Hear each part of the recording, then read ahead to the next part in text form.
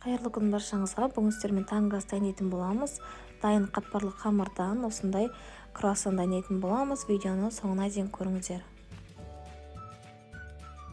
Қатпарлы қамырларымызды слайын тесталарымыздың бетіне ұнымызды сеуіп оқтамен жаятын боламыз.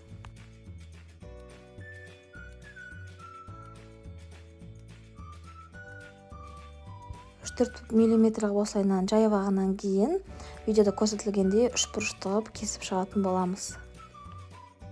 Үшбұрыштарымыздың ортасына кесіп шығатын боламыз. Видеода көрсетілгендей вареный сгущенкамызды жарты қасықтай ортасына салып орайтын боламыз. Барлығын орап болғаннан кейін жұмыртқаның сарысын бетіне жағып, қызып тұрған духовкада 180 градуста 25-30 минуттай пісіретін боламыз. Екі шет жақтарын осылайынан басып қойыңыздар. Сол кезде біздің сгущенкаларымыз ағып кетпейтін болады. Круассандарымыз пісқанға дейін нарезкаларымызды дайындайтын боламыз.